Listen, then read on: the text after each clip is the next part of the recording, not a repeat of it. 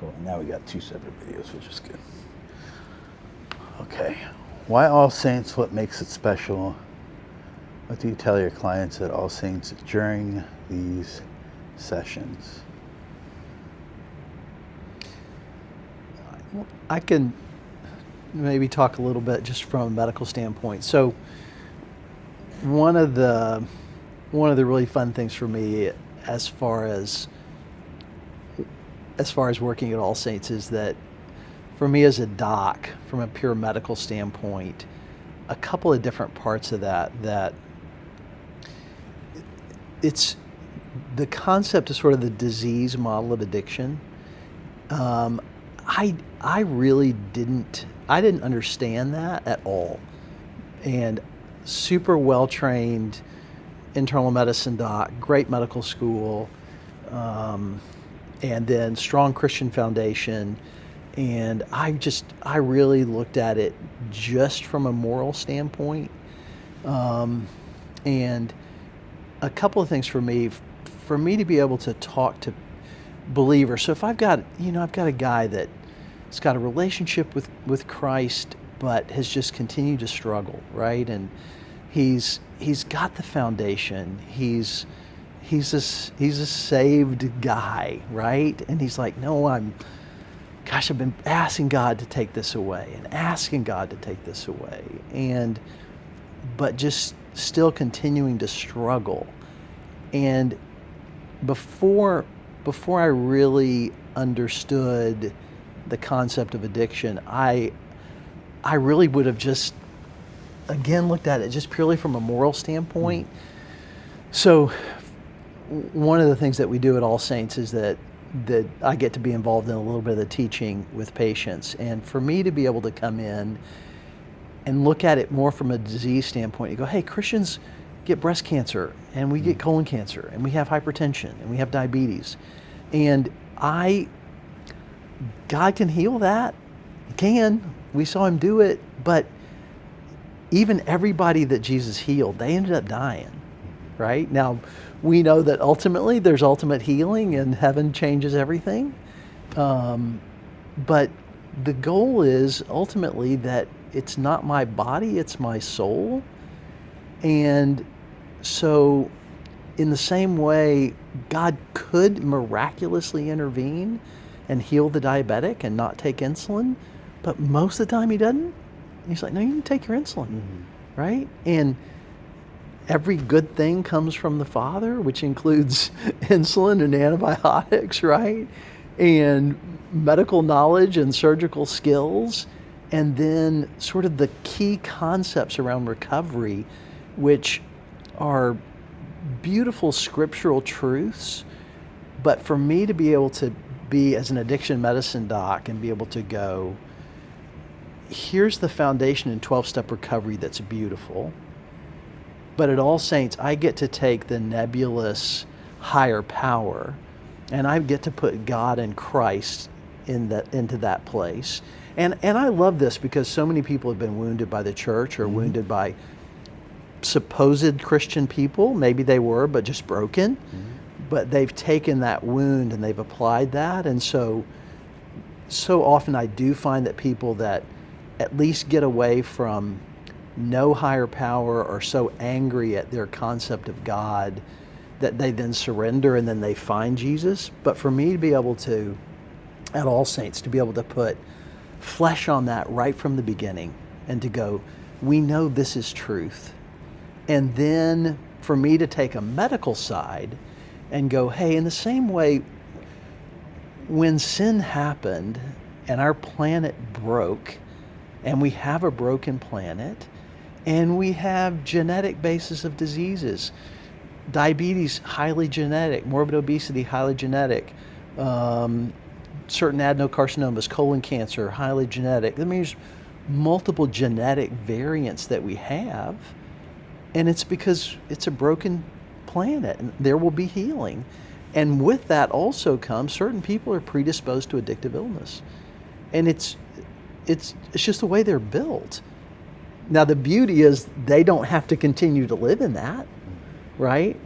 But there's going to be different things that they may have to do just like the diabetic can be a healthy 90-year-old guy not on dialysis, blind with a stroke and a heart attack if he takes care of himself and takes his insulin and eats right and does that thing. And so for you recognize that and you're like, I've been trying to do this, but now you have surrendered to that process of recovery, and then it just makes you this better human, and you're fully dependent on God. And so for me, I love to be able to take the concept of teaching from a medical standpoint, starting the lecture talking about prayer, praying for those people, but then at the same point in time, talking about this is what happens with your liver and alcoholic liver disease, and this is why you need to do this. And hey, there are some medicines that improve success. Do I still want you praying and want God to miraculously intervene? Absolutely, and maybe He will, but in reality, the process of that, ultimately, that's what makes me more dependent on Him, which makes me more Christ-like, which is His ultimate goal, and not that I have a healthy body, right? Mm-hmm. So I think for All Saints to be able to merge true Christianity, foundation of 12-step recovery, which comes straight out of Scripture, and then with true solid, counseling and true solid trauma therapy. But at the same point in time, we're going to work on that, but then we're going to sit down and all pray together before we leave the room, right? I mean, if it's done right, it's the best deal ever for a believer. Yeah. Oh, a joke my grandpa loved to tell was, imagine World Series Game 7, bottom of the ninth, bases loaded, full count, throws one up the middle, it gets knocked out of the park. The guy's running the bases and pointing up at the sky, thank God. Then the announcer says, well, I guess God really hates the pitcher.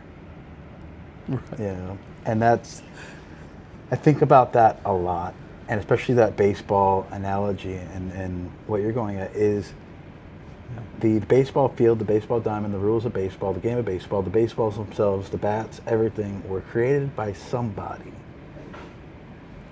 We're out there playing the game.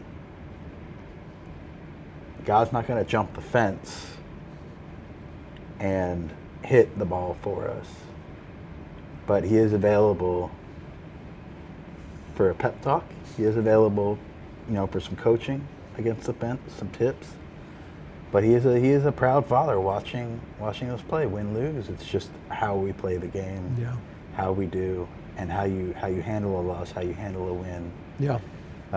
But it's all things come from God. Insulin comes from God. Yeah. Yeah. All of it. Yeah. We are machines designed by God to be in this game for a certain period of time. And the body is designed to fail eventually, because this is not forever. It's the shell. Right.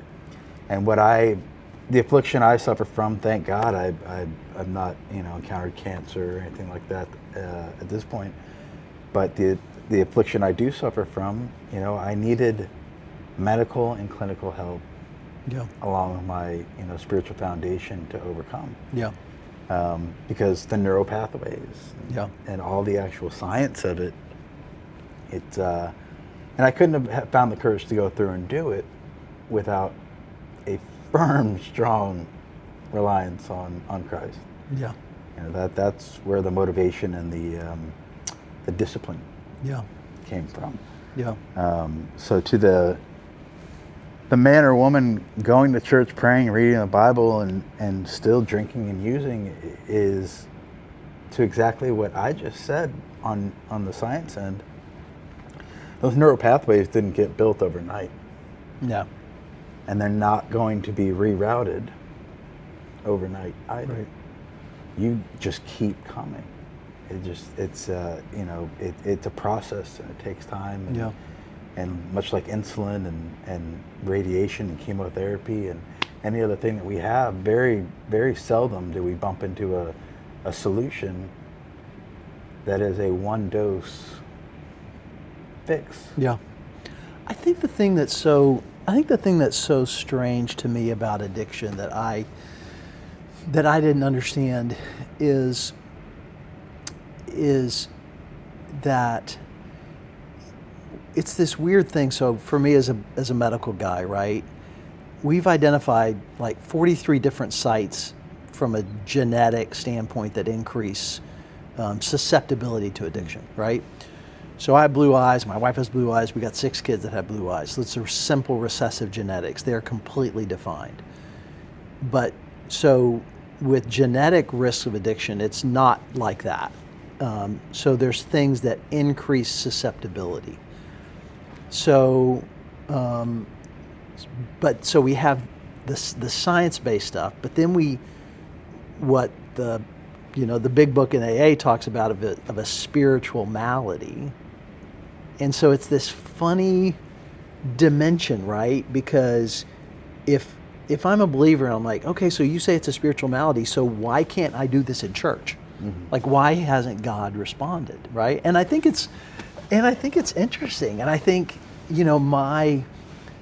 my advice to that person would be really sort of similar to my advice about another medical thing. Like, there's still anything that we experience. If I experience anything emotionally, even for me in church, if I just intensely feel God's presence or feel His small voice, right?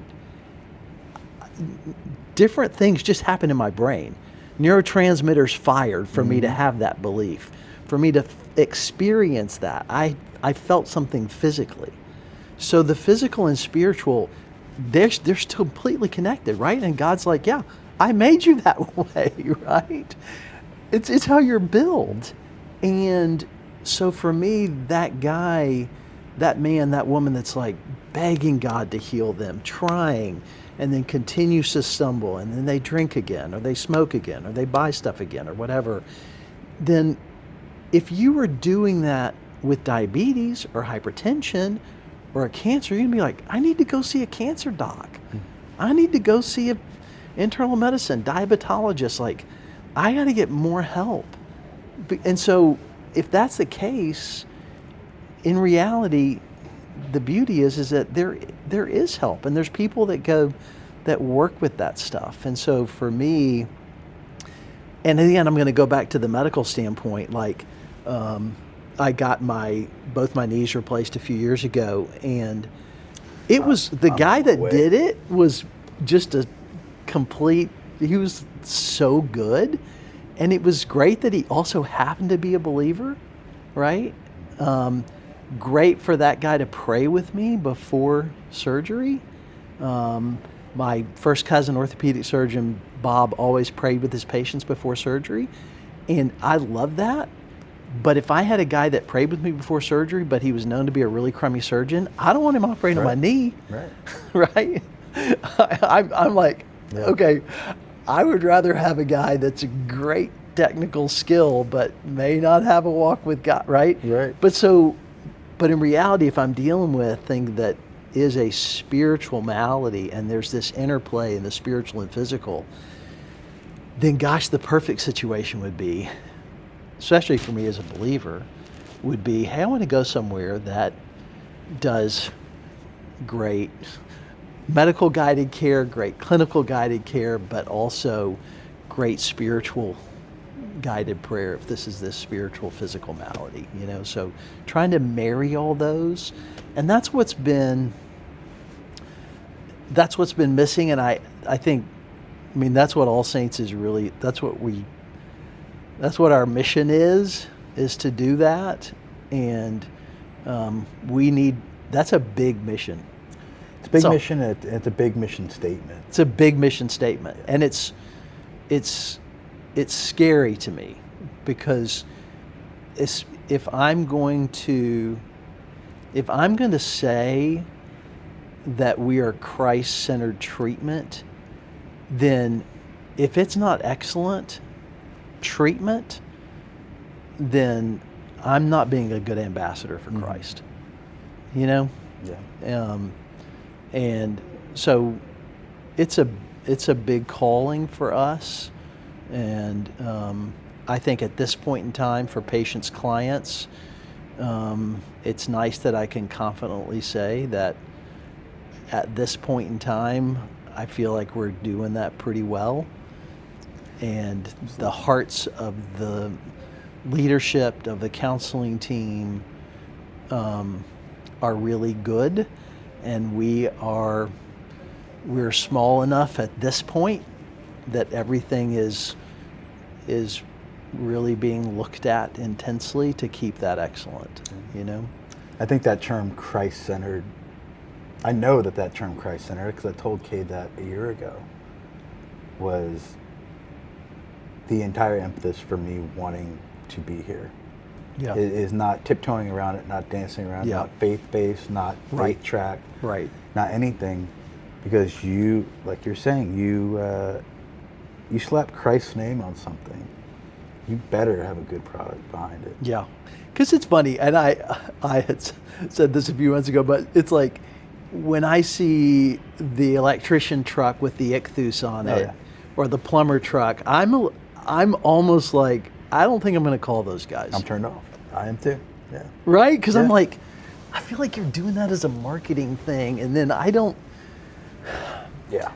But in the same fashion, if I, with this, when we're talking about sort of the foundations of recovery, and for me, 12-step stuff, which I have been involved with for 22 years and love so much, I see it over and over get people out of bondage, even with the skeletal framework of God, right? It's completely skeleton.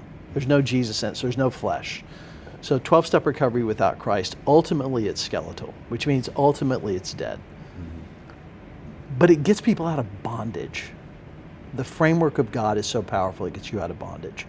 And, you know, at one point, the book I'll write, that I already have the title, but no pages, which is Out of Egypt, which is, Okay. it gets you out of Egypt, You heard it first. but it doesn't get you to the promised land. Right. Right? Right. And so it's going to be a book that nobody's going to like, because a lot of my believers are not going to like the concept that I'm like, hey, I'm great with healthy 12-step recovery, with a higher power of your knowledge. And then those people aren't going to like me, but I'm like, but it doesn't get you to the promised land, right? Like, and so how we can marry those two things, and be able to go, hey, let's put flesh on this. Let's take this foundation of recovery and really be able to put flesh on that. We're not taking anything away from that because it came straight out of Scripture. But we're going to flesh it out. But then at the same point in time, you're also going to be getting counseling about this deep-seated resentment that you've never been able to let go of. You're going to get counseling around that trauma that you've never been able to handle, and you've never been honest with anybody about it because there's so much shame involved, as opposed to where you were in that, you know? Yeah. You alluded to something too I just want to make mention of. I feel like there's this weird thing, right, about God's will, God's plan, and free will, you know? And you alluded to this, and so I just feel like too, even among Christians, but especially on people who may have some Christian foundation in their life, but the concept that everything that happens is God's will, well, it must have been God's will. I guess it was God's plan. I was like, it wasn't God's plan. It had to go through the filter. You know, it's like things have to go through the Father filter. Like, yeah, I'm going to allow this as part of this whole free will thing. But this free will thing, which let you rape the 9-year-old, right? Which is just, that is not God's will. That is not God's plan. Could he have stopped it? Yes, but if he stops everything that's bad, then there's no such thing as free will, which means there's no such thing as true love, because I have no choice. Right.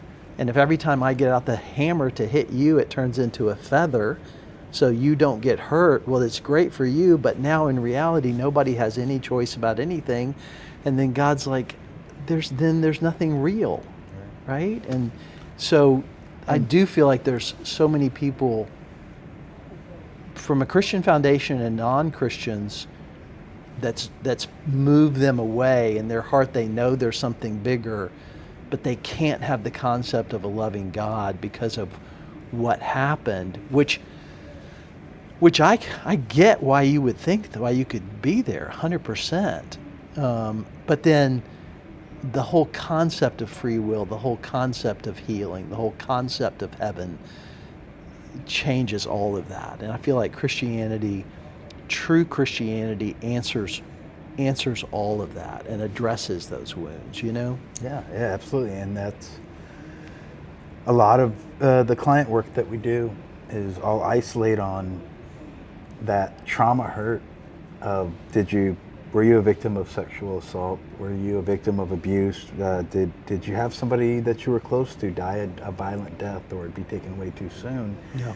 And have those big, like, capital G resentments. Yeah. And I'll sit down and unpack it with them. And let's reverse engineer. Okay, so I had a family member when I was young, 22. He was on duty as a police officer and died in the line of duty in a patrol car accident. I'm like, why would God let that do that? He's a 26-year-old viable male on his way to becoming SWAT, one of the greatest guys ever. But you unpack it, even in my own life, it was his free will to drive the way he did in response to that call. It was free will of other people that set things in motion to get to that call. It was free will going all the way back to him joining the police academy and taking a dangerous job, which, it's still dangerous whether you're a believer or not. Yeah, 100%. And if we grab these resentments and we unpack them, or these hang-ups with our clients and show them 99% of these things all fall back to bumping into someone else's free will, which is God-given. And the other 1% that can't be is what we were talking about earlier, where sometimes people just get cancer.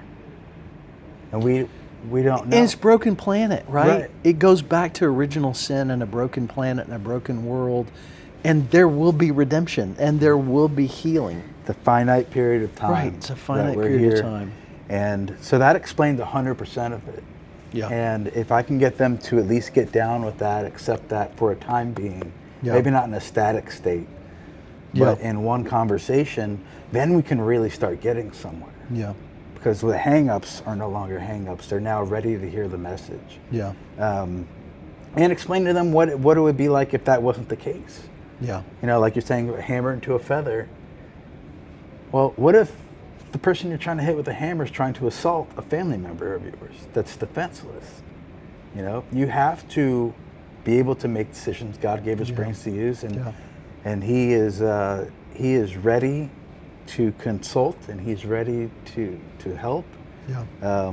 But we are in this construct for a finite period of time. God's infinite, and so it's a change in perspective a lot of times for clients on that. And it's not, you and I both know, it's not the message that they're hearing at a lot of churches, unfortunately. Yeah. Which is why this is, my feet are taped to the bicycle pedals on this one. Because if you go to a church and they've got you on your knees and they're saying, I swear, if you pray right now, that rotator cuff will be healed. I've been in churches and walked out, and I'm like, I'm not taking part in this, because there is an entire possibility that God does not have it in His plan to intercede and heal that rotator cuff. And what happens to that person's faith when they realize that's not the case? Yeah. I would much rather go individually to the person, like our clients with the addiction issues or the rotator cuff, and say, hey, these are all real things. These are all real things, but they all occur in the construct that God created. and free will, and for a reason. We're in the proving ground. Yeah. We're in the proving ground to see what we will do when we are bumping into evil, when we're bumping into good, when we're bumping into adversity. How do we react? Do we choose to listen to that loud voice? Do we choose to listen to the quiet voice, which is God? And from there becomes our reward on earth and in heaven. Mm-hmm. You can live in the kingdom of God on earth if you channel with God and go through life in that way, and you have a taste of what it's like after. Yeah. I've lived in a taste of what hell's like. Yeah. And it was not, it was real. Yeah. And it's not anything I ever want to experience again. That goes back to the proving ground again. Yeah. I have to be able to dip down there here Yeah. to see what that is, to know what it is, Yeah. and then make a decision. Yeah. Which way is better? I think too, it's, I think that we can, both people that still have significant, a true Christian foundation in their life, and people who abandon it because of events like you talked about, right, is that ultimately there does come faith with this process to me, but sometimes I'm a little bit like, there's so much of Christianity that just answers all the questions, that if I keep focusing on the unknowns, then I'm paralyzed to do anything. And I kind of make the analogy with people like, I don't know anything about technology. Mm-hmm. Like nothing. I don't know. I don't even understand electricity still. You know, Me either. I mean, you don't get it. Like, I just know it works. I know. That's my point, right? And so I'm kind of like with a computer. Like, I don't understand how that thing works, but you know what? I use it. I use it all the time. And if I was like, I'm not going to use it because I don't get how this, I'd be like, well, you don't have to, but if you just pull up that little radar app, you can tell that you're fixing to get hammered, Yeah. right? You're like, well, I don't understand radar. Well, me neither, but I can see this on my phone and tell that we're about to get, So in so many aspects for me, if I look at people that have just terrible stuff happen, and I look at that and go, yeah, it's horrific.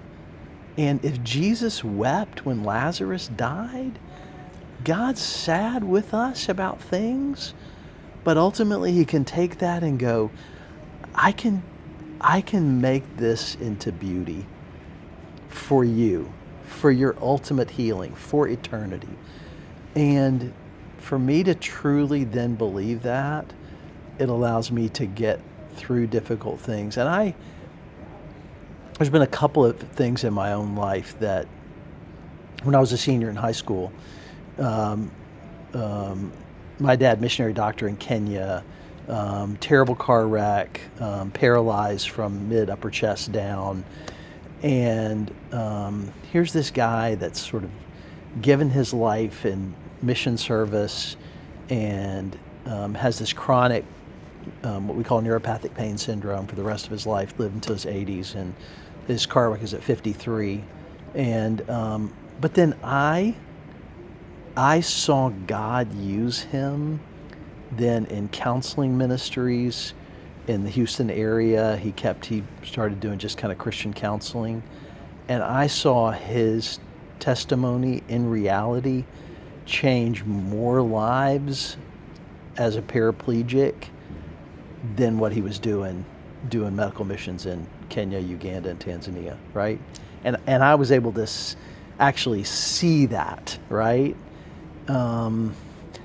I've got a daughter-in-law who's got advanced ALS, mother of 3 of my grandkids. She's going into her 10th year. Most people live 3 years. And it's terrible, and I pray for God to heal her every day. And but watching how that pain in my family has driven us deeper into Scripture, driven us deeper into dependence on Him, the number of lives that it's changed in ripple effect of people loving on them and helping them. I don't wish that illness on anybody, and I wish like crazy she didn't have it. But can I see how God has used that to shape all of us in that family and that know her? As painful as it is, I can even see that and go,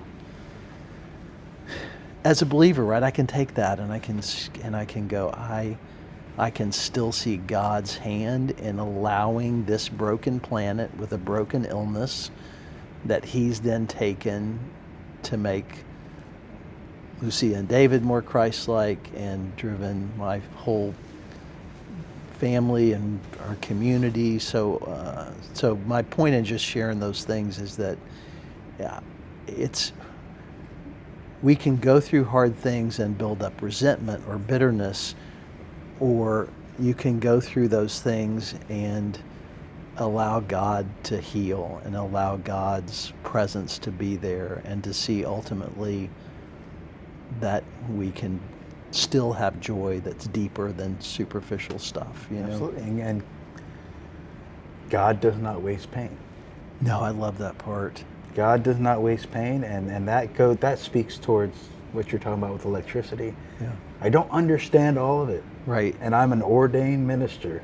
Right. Don't tell anybody. But I don't understand all of it. I just have seen enough to know that God doesn't waste a pain.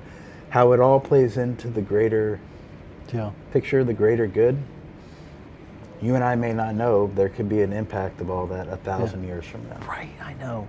And it's long-term storytelling. And it's not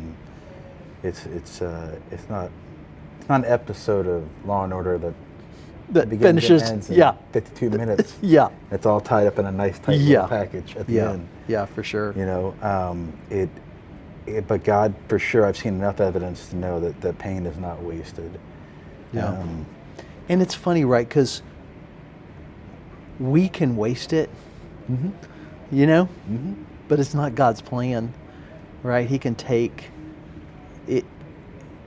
Things that happen go through the filter with Him knowing I can use this in a powerful way, right? And the question is, can I do that? Can I then let go of that resentment and then let God use that? And sometimes I can't do that. I can't see it on my own, right? I need somebody else to show me. I often think of George H.W. Bush and Barbara. They had a daughter, Robin, that got afflicted with cancer and died before her 4th birthday. And I remember seeing him in several interviews kind of open up and talk about that. And he's just saying that's the point when he realized that there's a bigger plan than just what's going on there. That's also the point where he realized he's one of the most prominent families in the United States, access to everything. And sometimes you bump into something that you just can't beat for the time being. Yeah. But it really had a huge effect on his faith for the rest of his life. And it served as some examples that he can't control everything. And and this is became the most powerful man in the world, realizing you can't control everything. Yeah, recognize you're not in control. When you're on your side, from when families approach you because of your pastoral stuff, and also in recovery, how do you guide somebody who's got a child, a spouse, somebody who's struggling? Guide the families? Yeah, what do you say to them? Treat the family or treat the... Well, I guess when they're coming to you because they don't know what to do. I let them know, and this, I'm glad you asked, because I do say, let me make sure we're still recording. Yeah, we're good. I say, I have this canned response, which I hope doesn't sound too canned when I say it to them. Yeah. But they're saying Jimmy cannot stop drinking and doing drugs. I say, all right, I'll go talk to Jimmy. I talk to Jimmy. Jimmy, do you understand what's going on with you? And he says, no. I'm I'm like, and it's happening to you, and you don't understand what's going on with you. How can you expect your family to? And I go back to the family. Say, Jimmy doesn't know what's happening to him. It would be unfair of us to expect you to understand it when you're not even going through it. Mm-hmm. You're not the one compulsively picking up drugs and alcohol to do something. Yeah. If the patient or the client or the parishioner can't even articulate what is happening, you ain't gonna know, Mom and Dad. Yeah, that's good. I've never thought of it that way. You know, and that's okay. Yeah. And that in my own family, like that was a big show. My dad, one of the most capable men I've ever met in my entire life. F-18 pilot, badass. Got out of that, took a left turn, worked in law firms for 20 years, and then got out. I think I'm the only thing he was not able to, my addiction to control. was the only thing he was not able to grab and fix. Yeah. And I know it was incredibly frustrating for him, and I feel so bad about it. But at a certain point, he did realize, and from talking to people, get the sense of like, somebody's going to help him get through this, and it's not me because I don't understand it. And that is the sole reason I really exist, is because I did see a deficiency in churches of having someone on staff, as my pastor, Dave Haney, talks about. Says, Chael, you've literally lived with the devil for a while. Like, you've lived in hell. You know what it's like, and you came back. Not a lot of people have that experience. Churches need someone on staff that's done that. There are extremely effective people that grew up in youth group and loved it so much they went to Bible college, and loved Bible college so much they got married to their sweetheart and went to seminary and got out and went back to the church and started working. Yeah. They're incredibly effective and they're dedicated and they're phenomenal people. But there are certain people out there that need someone that's gone through it. Yeah. And they need someone credentialed enough to help them. And so that was the origin story for how I even started doing this stuff. And it's highly effective. It takes one to know one. Yeah. And so it's not what I thought I'd be doing. Yeah. I thought I'd be playing right field for the Texas Rangers, but didn't happen. Didn't happen. Still waiting. Still waiting for a call up. Yeah. Well, to end, what did you think you were going to be when you grew up?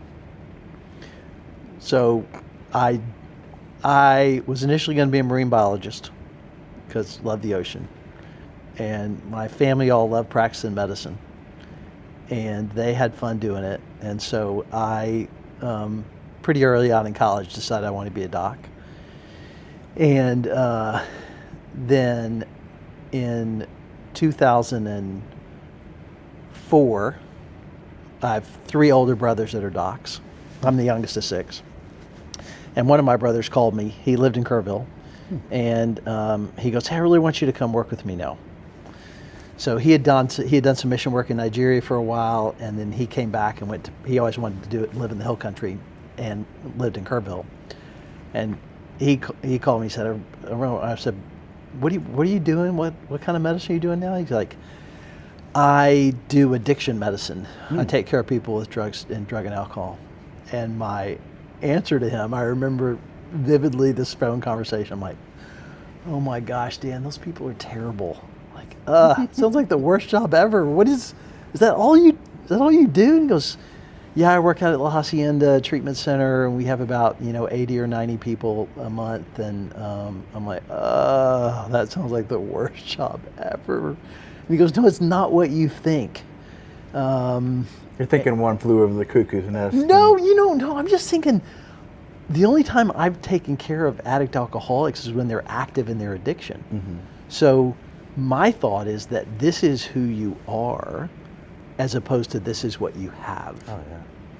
So if you're lying to me about prescriptions and losing prescriptions, or showing up drunk and your liver tests are off the chain, I've told you what to do, and then you come back and you're flushed and you still smell like alcohol and your blood pressure's out, I'm like, can't help you. Like, what do you do? Why you even come to see me? Like, or they're drunk and I'm sewing up in the emergency room. Or, so my concept is that's who he's taking care of, as opposed to people who are trying to get help, right? And he convinces me to go out there. So I wouldn't have thought in a million years that I would have ended up transitioning into addiction medicine, and now 22 years later and taking care of probably close to 18,000 different patients in the past 22 years, that this is kind of where God would have taken me.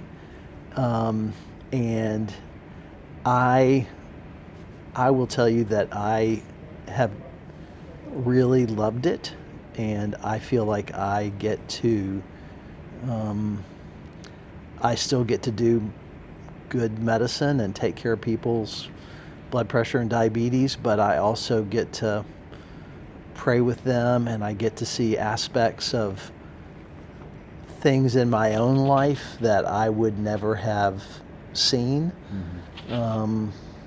and see just different aspects of just broken humanity, and whether that's brokenness in my struggles of being selfish and my fears of being insecure and wanting affirmation or whatever, and recognizing as I look at fourth step work in my own life and apply that the interaction